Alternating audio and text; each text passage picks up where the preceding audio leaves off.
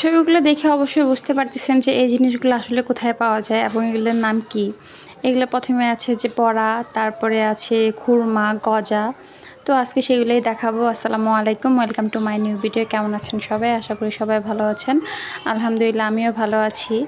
তো যেহেতু আমি দেখা যাচ্ছে ছোটোবেলায় যখন আব্বু চাকরি করতো, চাকরি করতে সবসময় বাইরেই থাকা হতো। গ্রামের যে বাজারে যে কত মজা, সেই জিনিসটা আমি কখনো ফিল করতে পারিনি, কারণ কখনো ওইভাবে বাজারে যাওয়া হয়নি।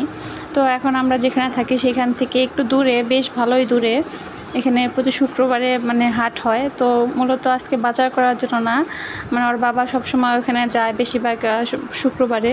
তো সেই সূত্রে আমি বললাম তাহলে আমাকে একদিন নিয়ে যাও, আমি দেখবো। আমি গ্রামের বাজারটা ওরকমভাবে ওইভাবে দেখিনি, আমার দেখতে খুব ভালো লাগবে। ও এসে বলতো, এটা শুনে আমার খুব ভালো লাগতো যে আমি কবে দেখব।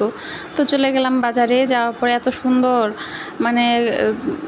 সব কিছু, সব ধরনের সব কিছু পাওয়া যায় ছোটো ছোটো দোকানে। ওখানে মাঠে এটা সম্ভবত একটা মাঠ, স্কুল বা মসজিদের কোনো মাঠ একটা হবে, ওটা আমি ভালোভাবে খেয়াল করিনি।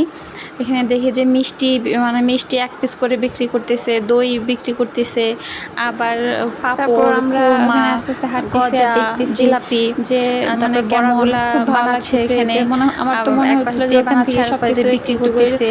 খেয়ে মানে দেখি কেমন লাগে, কিন্তু লজ্জা পাচ্ছিলাম, কারণ যেহেতু প্রথম গেছি, আর ওইভাবে দেখতেও খুব ভালো লাগতেছে। আর দেখি এখানে একটা ছোট একটা ভাই হয়, সে জিলাপি বানাচ্ছে। তো কিছুক্ষণ এখানে দাঁড়িয়ে দেখলাম যে সে কীভাবে করে। আমি একদিন বাসায় জিলাপি বানানো ট্রাই করছিলাম, বাট আমারগুলো এমন একটা অবস্থা হয়েছিল যে একটা জিলাপির পরিবর্তে চাপড়ি হয়ে গেছিলো সবগুলা। আর উনি কী সুন্দর করে দিচ্ছে আর হয়ে যাচ্ছে। এখানে ঝুরা জিলাপি পেঁয়াজু সুন্দর করে দিচ্ছে, আর হচ্ছে এক পাশে দিচ্ছে, আবার ভাজি করতেছে। দেখতেও ভালো লাগে। গ্রামের যে একটা কী শান্তি, আসলে গ্রামে যারা থাকে তারা সব কিছুই উপভোগ করতে পারে মোটামুটি। দেখা যায় তরতাজা সব কিছু খাচ্ছে, আবার ইনস্ট্যান্ট সব কিছু বানাচ্ছে, সেগুলো আবার কিনে নিয়ে যেয়ে খাচ্ছে। আবার এই যে সবজি বাগানে বাজারে চলে আসলাম, ওখানে অনেক সুন্দর সুন্দর সবজি, সব হাতের সবজি। তো এখান থেকে কিছু সবজি নিয়ে আসলাম, যে বাজারের উদ্দেশ্যে যাওয়া হয়নি, তো তারপরেও দেখা গেলো যে দেখে খুব ভালো লাগলো, তো কিছু নিয়ে আসলাম। আর ওখান থেকে আমার ছেলেকে একটা ঝুড়ি বলে, ঝুড়ি হাতে দেওয়া হয়েছিল, ওটা দেখতে পারবেন।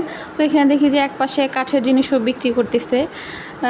এইটাও দেখেও ভালো লাগলো যে গ্রামের মধ্যে, শহরের দিকে না গিয়ে যাদের টুকটাক জিনিস প্রয়োজন হয় তারা এখান থেকে নিতে পারে।